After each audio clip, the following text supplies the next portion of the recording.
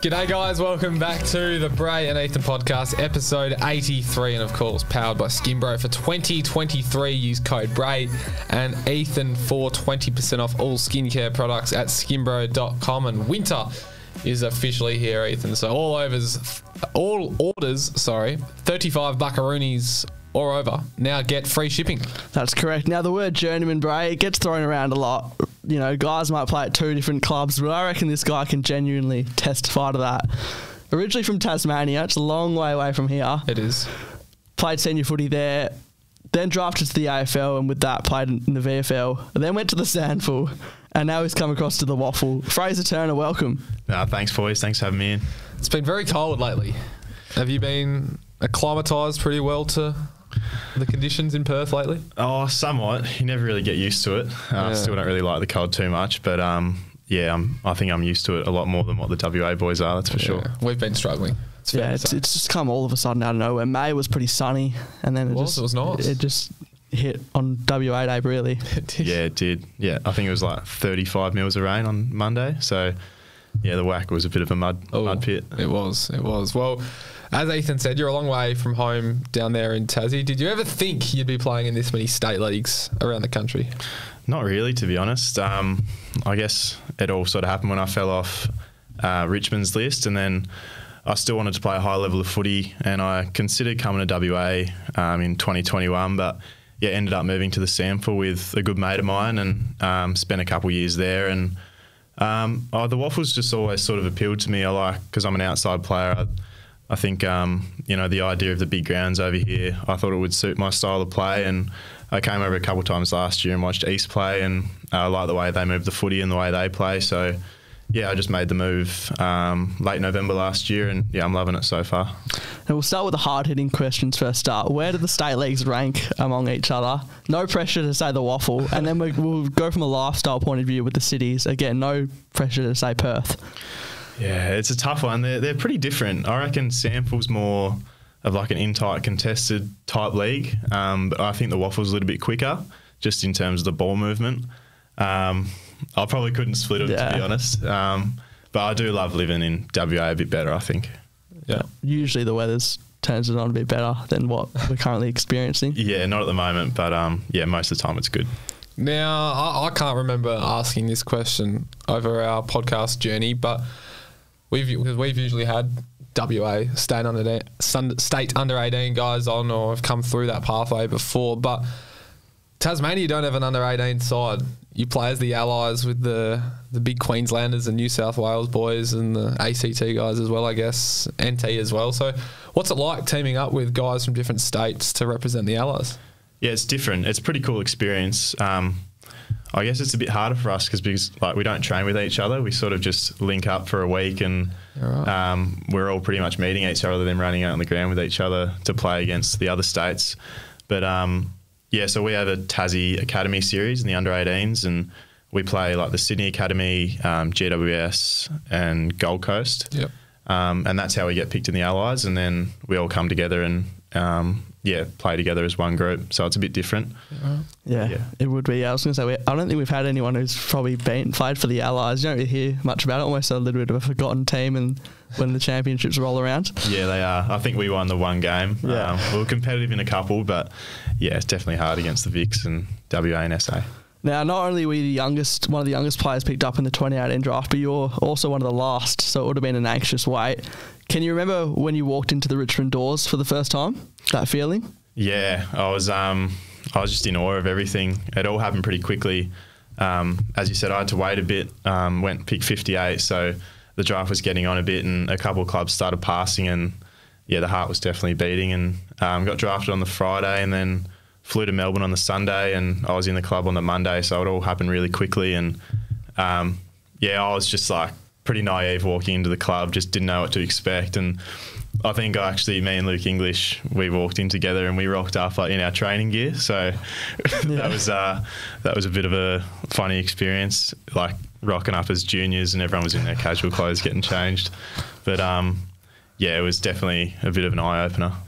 Well, in 2019, was arguably probably Richmond's best ever year 2 premierships. I don't know if they did it in 2017 or not, but they definitely did in 2019. You're a part of the VFL flag. It must have been absolutely surreal to win, I guess you could say, the second highest competition of our game. I guess the VFL is rated pretty highly. WAFL's very, very close. So what was it like being part of that, and then the AFL side winning again next week? Yeah, that was awesome. I'd played a couple state league games for Tassie in 2018, but other than that, I'd never really played at state league level. So I guess I didn't really know how big it was until I played my first game there. And we had a really good year. We had a couple close games in the final series, and the grand final was no different. I think we won by 4 points or 3 points. It was just awesome to win with, such a good bunch of blokes. And then the week after the AFL to win against GWS, that just topped it off. Yeah, and you're on the ground there, so it must have been crazy. Marlon Pickett played in that game, and then he played in the grand final, so it would have been a crazy story to watch in itself. Yeah, that was awesome. He dominated that VFL grand final and got best on ground, and then a few days later he finds out that he's playing in an AFL granny, and he went in there and just fit in seamlessly. Played a really good game, and it was just awesome to be a part of. And we often hear about the high culture at Richmond. As someone who was there during those premiership years on the list, can you relate to that? Yeah, definitely. Yeah, it's such a good culture at Richmond. I think everyone just accepts everyone for who they are, and you might have heard it in the media a little bit. We did some Richmond Men sessions, and we do this activity. It's called Triple H. So it's your hero, hardship, and highlight in your life. So blokes, if they want to, they can get up in front of the group and sort of explain their life story to the boys and talk about their hero, highlight, and the hardship that they've been through. And I think when you're vulnerable in front of the group, it just helps everyone grow together. And I think I heard boys say once they got up and told their story, it felt like a bit of a weight was lifted off their shoulders, and I think it just brings everyone closer together. For sure. Take us behind closed doors. Coaches, any memorable sprays? Any from Dimmer? I didn't get any from Dimmer personally, because I didn't play any AFL games, so I didn't get any from Dimmer, and managed to not stuff up on the training track too much that I got a massive spray. But so I'm pretty thankful for that, to be honest. Yeah, well, I mean, senior coaches don't always have a lot to do with the younger guys. They might be with their development coaches or whatever position they are. But were you surprised to see him finish up a few weeks ago? I was a bit, to be honest. But, being an AFL coach, I could only imagine how stressful it would be. And what he's done for the club has been awesome. The pressure that he was under in 2016 to go and win 3 flags in the space of 4 years, I think it's just it's an awesome effort.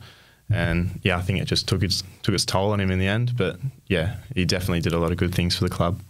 Well, of course, they did win the 3rd in 4 years in 2020, in a very tough year. There were hubs, there were everything. So what was the celebrations like after that 3rd flag for the Tigers in 2020, and any stories from the hub? Because the Fish bumped into you guys, Fisher, the DJ, he bumped into you guys in your celebrations as well. So any memorable stories from the hub? Yeah, that's definitely a memorable moment from the hub when Fish came. I think he came on the Sunday after we won on the Saturday. So yeah, that was definitely good for the boys on the Sunday to have a few, and he set up his little DJ set and pretty much stayed at our hotel from about 2 o'clock in the afternoon until about midnight, and then went out after that. So that was a good experience. Yeah, the hub would have been crazy on the Gold Coast. I think you were saying the grand final happened, and then all of a sudden, obviously your time came to an end. With the delisting, do you feel a bit hard done by, considering the guys ahead of you, or do you look at it from the view that how much more you learnt off these superstars every day than you probably would have if you were at a different club? Yeah, I definitely think of it that way. When you go to such a good club like Richmond and they win 2 flags in 2 years, it's obviously going to be hard to get a game, but the amount of stuff that you can learn in those 2 years off, the best of the best is pretty invaluable, I think. So, I take all the lessons that I learned from those 2 years at the club and try and implement them into the SANFL the last couple of years, and now as I'm playing in the WAFL. So, I don't think I was hard done by to say, but it just, happened to fall that way, and list cuts had to be made after COVID, and I just happened to, get told that my time was up. But yeah, the amount of lessons that I learned at Richmond, I think it held me in really good stead. We did have a good mate of yours, Luke English, also finish up at the same time as you. So did it make that process a little bit easier, knowing that you guys are, I guess, there going through the same thing at the same time? Yeah, it actually did. As hard as it was seeing him get delisted as well, it was sort of good that we were both there at the same time. We could lean on each other a little bit. And it was also the same with one of my mates, one of my best mates from Tassie, Mitch O'Neill. He was on West Coast list in 2020, and he fell off the list maybe a week earlier or after I did. And when we both went back to Tassie in the off-season, we could sort of lean on each other a bit in that space as well. And he was the guy I was talking about before that I moved to the SANFL with. So I guess when you are, really good mates with people and similar things happen, you can bounce off each other. Yeah, now I was just thinking there could be a lot of different answers here. There's probably one obvious one, but it's probably going back to the question about when you first walked through the doors, who was the one teammate or couple of teammates who you just instantly were just starstruck by, and maybe, how long did it take you to actually, I guess, maybe not, just be so starstruck by them and just realise that they're a teammate in an AFL club environment now? Like, the obvious one is probably Dustin Martin, but, there could be others. Yeah, the obvious one's Dusty. I remember when I met him, and I was very starstruck, like as a 17-year-old, as anyone would be. But once you're in at the club 5 days a week, so you get to know them pretty quickly, and you just get to know that they're just normal people, and they're no different to the rest of us. So definitely after the first couple of weeks, you start to just treat them like a normal teammate. Yeah, and as we said, a couple of years into the SANFL, the obvious reason to come to WA, we think, would be Luke English. But was it relocating to WA first and then the club of choice, or was it just always East Fremantle if you were going to come here? I was chatting to a few clubs, but like you said, it was pretty much the fact that I knew Luke and the fact that he plays at East made the decision a lot easier. And like I said, I came over a couple of times last year and watched a couple of East Fremantle's games, and I love the way they play, and Brad Dobb was really good to me. He's been talking to me for a couple of years, so I was considering coming in 2022 and ended up staying in the SANFL. But I just really like East game style, and I think it just makes it even easier that Luke plays there. So a bit of both, I think. Yeah. We touched on it a bit at the start, how you've adapted, I guess, to the Perth lifestyle and whatnot, but you're now working at a school as your, I guess, full-time job during the week? Yeah, I'm working at Leeming High School, an education assistant there. So I really enjoy that. It's a good bunch of staff there, and work with the special needs kids in Year 12. So it can be challenging at times, but it's pretty rewarding at the same time. And I did similar type of work in South Australia. I'm not doing any study at the moment, but towards the end of this year, I'm pretty keen to get into some teaching. I sort of wanted to experience working in a school for a couple of years and see whether that was the path that I wanted to go down before I jumped straight into it. And I think it definitely is.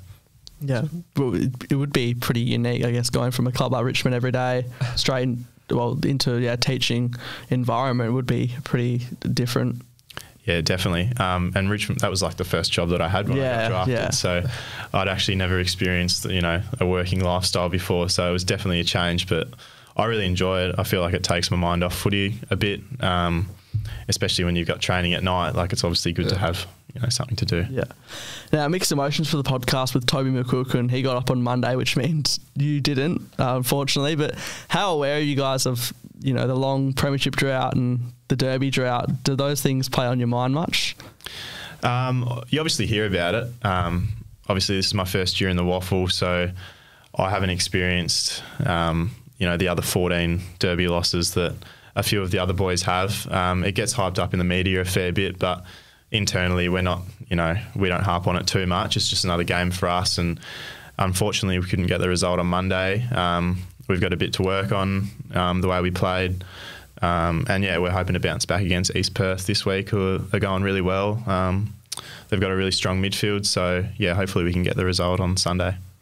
Well, it was a weird day on Monday weather-wise. Heaps of weather or rain Storms as well. Have you ever experienced or been a part of a game with lightning in it before? Nah, that was the first time that I'd actually had to go off and spend half an hour in the change rooms because of lightning. Had a similar game last year in the SANFL where it was really muddy and the ground probably doesn't drain as well as what the WAFL does, so it was muddy all around, not just in the middle like the WACA, sorry. Yep. I think there was like a record amount of tackles in that game. I don't know the exact number. I think it was in the 200s. Right. But it was definitely a different experience on Monday, that's for sure. Some high numbers for you this year as a wingman. Is the aim to get back into the AFL? I know it's a fair while away, but potentially even Tasmania's new team as a native Tasmanian yourself? Yeah, I'd still love to get back in the AFL. That's why I'm still playing a high level of football now, trying to put my best foot forward still and just play some good footy hopefully and have a consistent year. And yeah, like you said, it's great that Tassie have got a team. It's still a while away, 2028, but they should have a VFL team before then. But at the moment, I'm loving my time in the WAFL and loving East Fremantle at the moment. It's got to get the stadium up and going, I reckon. Yeah, on the wharf. Yeah, they need to get it up. What do you reckon? Stadium, yes or no? All for it. Yeah, I think we definitely need our own stadium if you're going to have your own team. Yeah, I don't understand why people don't want a stadium down there. Like, neither do I. Bluntstone is a good cricket ground. I love that. But footy, average, and Launceston is however long up the 2 hour drive. 2 hour drive up the highway. So get a stadium. Yeah, and the spot that they've sort of designed it in is like such a good spot right on the water, just like near the city. Like a Docklands sort of style. Yeah, setup. Yeah. So you consider yourself a true Tasmanian, even though you've been all over the joint. You're still Tasmanian at heart. Yeah, definitely. Yeah. Born in Tassie and only moved away from Tassie when I was 17, turning 18. So I definitely consider myself a Tasmanian. All right, let's go to the Instagram Q&As, or of course Facebook and Twitter as well. Thanks to Skinbro, of course. At Bray and Ethan, Instagram, Facebook, Twitter. And then if you want to check out some quality highlights, you can head to Bray Ethan on TikTok. But we'll go through to the first of a lot of questions that have been sent through. I'm nervous about these. Sam Gayden, interested to know what your best on-ground performance after the BNF in 2021. You stitched me out there. That's probably a chat for off air. Yeah, okay. I thought that one would come up though, to be honest. As we said off air, feel free to say no comment. Yeah. There's no pressure whatsoever. Angus Sheldrick will hold the record for no comments in an episode. Really? So, how many? I don't know, but it was more than any. Every single question.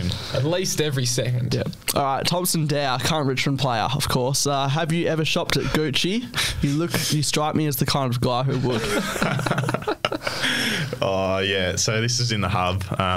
One of our days off, me and Dowie went for a bit of a shop, and we walked past Gucci, and I messaged my sister who's living in Tassie at the moment. I said, do you want anything?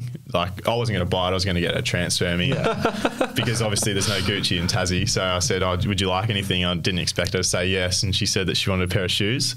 So we went in there, and I was wearing thongs, 2XU shorts, and like. Surprised you got let in. Well, exactly. I thought they had dress standards. Yeah, there's security at the door. Dowie got let in. He was dressed pretty nicely, but I was in thongs and shorts and a t-shirt and just snuck into the store. Right. Got the shoes and then got about a 45-minute spiel on how to wipe the shoes when they get dirty, when to wear them, when not to wear them. And it was all a bit overwhelming for me. Dowie reckons I was sweating bullets, which I probably was, to be fair. So, he likes to remind me about that story a fair bit. How much do a pair of Gucci shoes cost? Oh, I think from memory they were about 800 and something. Yeah, 850, I think. I thought 250 was bad for a pair of footy boots or something. Yeah. That is a lot. Again from Thompson. Is it true you would only do your biceps in the gym during your time at Richmond? It's probably another one from the hub. Obviously, because we weren't in the AFL team too regularly, we used to go down to the gym that we had set up at our hotel and pretty much just do biceps and triceps after dinner most nights. And Dowie and Rossi gave me a bit of flack for that. We used to walk up to 7-Eleven after that and get a protein bar and head back. It was a bit of fun, filling some time. Yep. Oscar Walker, he sent in, I reckon, 5 or 6. We've only got 3 here. So, favourite movie? Favourite movie? I A Star is Born. Okay. Yeah, good movie. Most influential person at Tigerland. Influential. I think Camden McIntosh. Yeah, both on and off field. He's so funny. Like off field, he does Capsy's Cap. It's called where he writes down about 3 questions and you go through each number order and the boys come up the front and pick out the questions and then they have to answer them in front of the group just to get to know each other a bit better. Right. And then obviously on field, for me as well personally, him being a winger, he taught me a lot. So yeah, I think Camden McIntosh. Yeah, I think there's a photo of you two holding the Premiership Cup together. Yeah. After the game, that was 2020. Yeah. Oscar Walker again. Favourite person from your previous food and nutrition class? Well, yeah, he was obviously in my food and nutrition class, wasn't he? But it would be Oz. I sat next to him every lesson. Yeah, we had a bit of fun.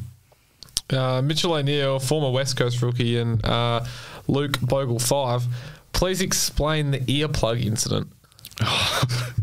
Did they both ask that? Pretty much, yeah. It was something similar. Yeah, this is recent actually. This was this week. Obviously, really fresh. Obviously, with the heavy rain in WA lately, it can get a bit loud, like when you're trying to sleep at night on a tin roof. So, I've got these earplugs that I can mould into like a certain shape that I want, and obviously put them in your ear and it blocks out sound. And I've nailed the right one, but then the left one I made a bit too small, and I've put it in there and I've slept on that side.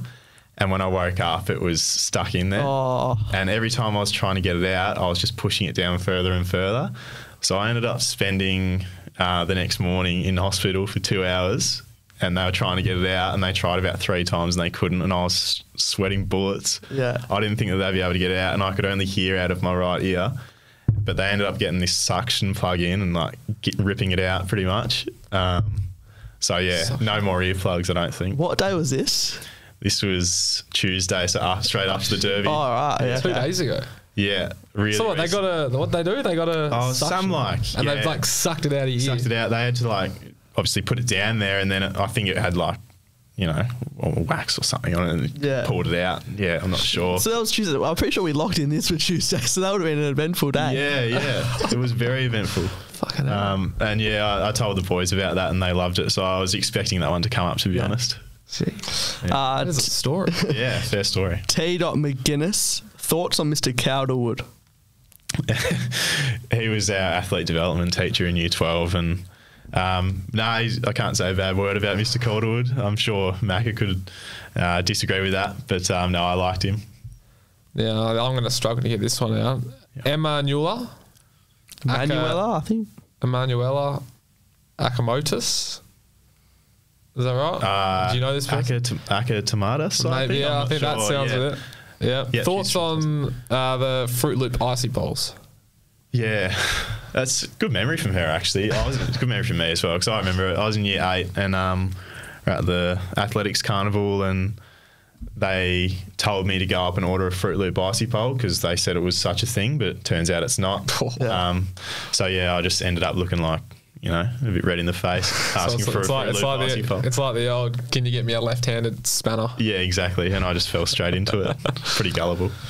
Sam Foster, do you prefer the grape or lemon 196s? Grape. Yeah, we had a discussion over this. Yeah, I think grape's a lot better. I think it's too sweet. Yeah, well, he likes lemon. Yeah, okay. Yeah. I'm a lemon person. Yeah. You had either? I'd say grape. Grape? Yeah. Yeah.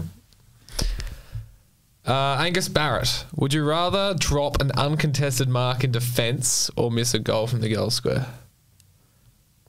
I think I'd rather drop an uncontested mark in defence. Because there's no guarantee that they're going to score a goal. It doesn't say that on there. Yeah, exactly. Yeah. And, I think missing a goal from the goal square, that's more likely to get a bit of media traction if you miss that. It doesn't, and the mark doesn't say like on the goal line. It could be anywhere in defence. Could exactly. be like, well, if you drop it on the goal line anyway, you can probably get away with rushing it. Yeah. Like close to goal. So yeah, I'd say that's probably the obvious answer. Yeah. Darnell Tucker, what was it like working at Christie Beach High School in South Australia? Yeah, I loved it. He would have asked that because he worked there as well. He played at South Adelaide, and we had a good crew there. We had, I think, 4 South Adelaide players that worked there. As bit of an alignment. A bit of an alignment, yeah. It's just across the road from the footy club. So we used to do a few clinics with South Adelaide, so I think that was the connection with getting a few players to work there. But yeah, I loved my time there. Jack Ross, current Richmond player, of course. Why are your arms so big? Probably what I was talking about before in the hub. He used to give me a bit of stick for that as well. Going down to the gym and getting away with a few cheeky curls, I think. I wanted to ask, in the hub, was it like just a whole, I guess, an apartment room or two full of gym equipment? Is that what the setup was, or? Yeah, it was like outdoor gym, really, undercover. Like a car park. Yeah, like a big car park. Yeah, and we just set out our gym in there, like treadmills up the back and bikes, and then obviously squat racks and bench press. Yeah, it was a really good setup. No trips to the kebab shop for you though in the hub? No, steered clear from the kebab shop. Yeah. Where are we up to? Tom Ratcliffe. Is it true you have the nickname the Mother's Day Specialist? Well, we like to call each other that. Tom Ratcliffe, he played for Lauderdale, which is a club down in Hobart, and I played for Clarence. And Lauderdale and Clarence always used to play each other on Mother's Day. And a few years in a row, we both got the medal for best on ground on Mother's Day. So we like to call each other the Mother's Day Specialist. Nice. Perform on the good days. Jacob Landsman, are you the best ex-Richmond player at the Sharks? No, I'm going to have to give Luke English that one. Keep him happy. Well, he has more games under his belt, so he does, you could lean that to him, Zach, you're going to have to help me out here. Zach Dumesny. Yeah. What is so good about the elementary eatery? Can you... Eat in one sitting. I don't know what's elementary. Really here. So elementary is a cafe in Adelaide where we used to go a fair bit, me and Duma. That's a bit of sarcasm from him. I actually don't like elementary cafe that much because they sting you about $6.10 for their coffees. So whenever he used to want to go there, I said no.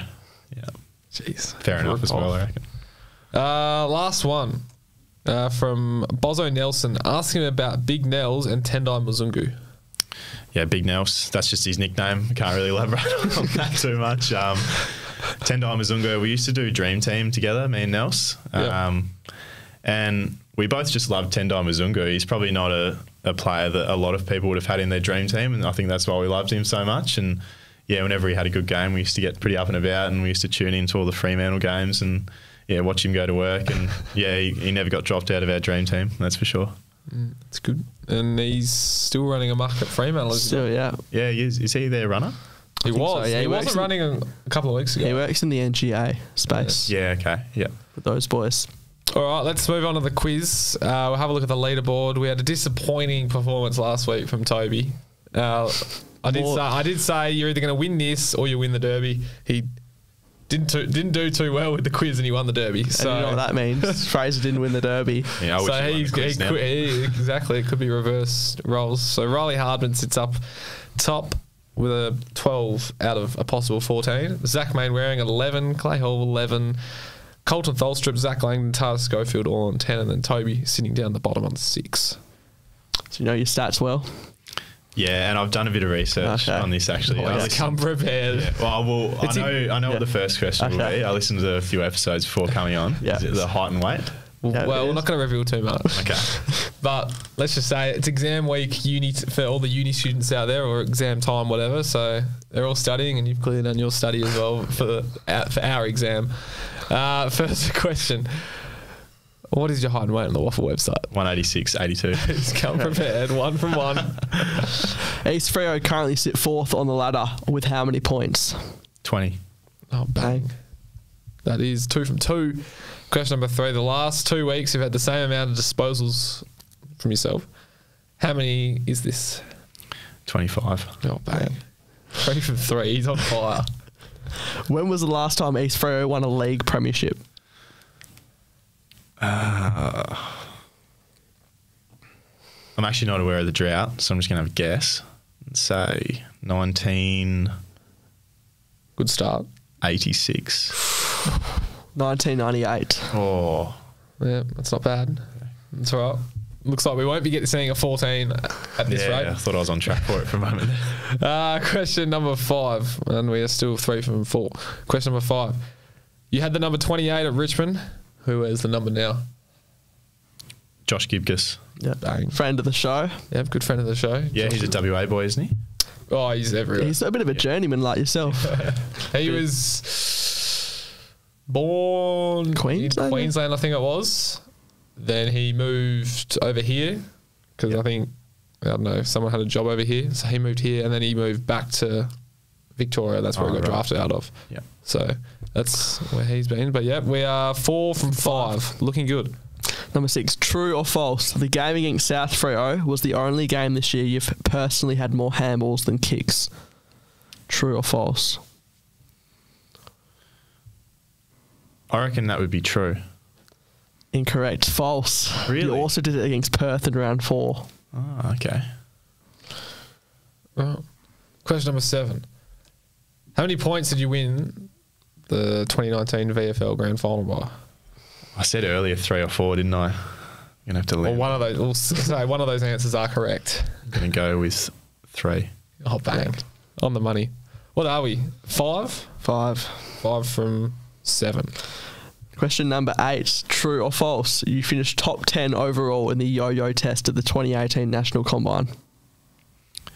True. I think it was equal 10th. Yeah, with correct. a lot of other people, I think. It was true indeed. 6 from 8. Question number 9. So we're looking all right. Already Equal with Toby. Yep. Question number 9. Did you play in more wins or losses during your time in the SANFL?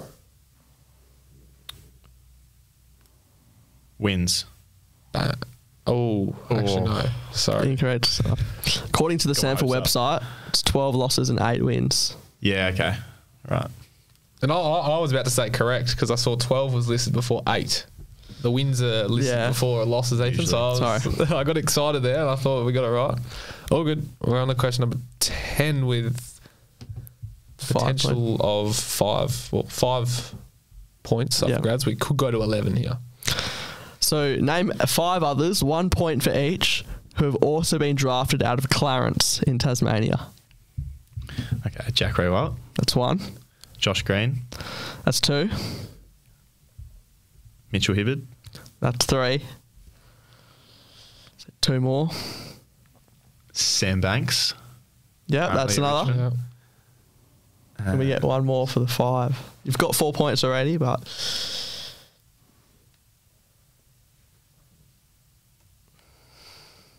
No, I can't think of anyone. There's no other real notable names on here that you have. Anyone? Nah, I don't think so. I might have to take the 4. We'll stick with the 4 then. Finish up on 10. Yeah, it's not horrible. It's pretty much on par, isn't it? Yeah, there's no one really else that comes to mind. Yeah, I hope I've notable missed anyone. names. Got a couple of newer guys on the list. Tom McCallum and Cameron Owen yet to make their debuts. Yeah, that's true. They're a few years younger than me. Jack Riott's the big one, as you said. Yeah. But yeah, Sam Isles, I think, was there. Played for Gold Coast. But other than that, not too many. You're on 10. Finish on 10, which is pretty good score, really. Yeah, 10 out of 14. Yeah, happy with the double digits. It's just another guess with 10. It's now 4. It is. What's the leader? Riley 12. Harden on 12. Yeah.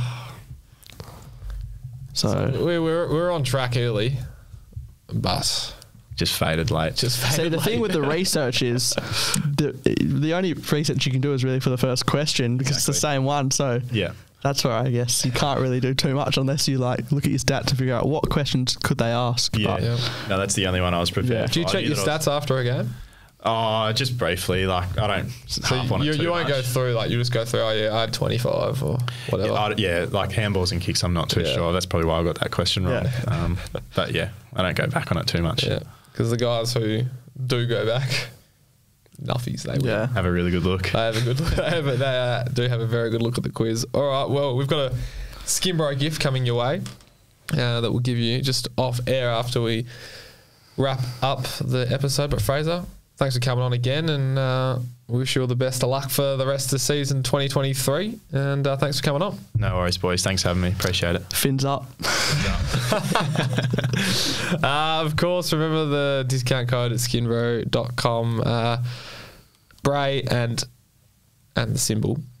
Ethan 20 for 25% off. Oh, sorry, just 20% off. Sorry, got carried away there. $35 or over, you get free shipping. Yeah, mixing up the numbers there, but that's all right. I was. It's 'cause I didn't scroll back up to the top. I just sat down the bottom to read it all out. But of course, if you're listening on Spotify or Apple, you can go watch the episode on YouTube if that suits your floats your boat, I should say. And vice versa as well. If you're watching on YouTube, you can head to Spotify and Apple and listen to us on the way to work or wherever you're going. And remember to subscribe if you're on YouTube. Well, actually, not all platforms. Yeah. 5-star rating as well. Just helps us out. Looks good. I think we're on a 4.9 average at the moment, so someone must have stitched us up. But I mean, if you look at other podcasts, a lot of them are well below that, like your 4s, your 4.5s. So we will take that. But still rate a 5 if you can. Exactly. All right, boys. Thanks for coming on. Catch us later. Thanks, boys. Fins up.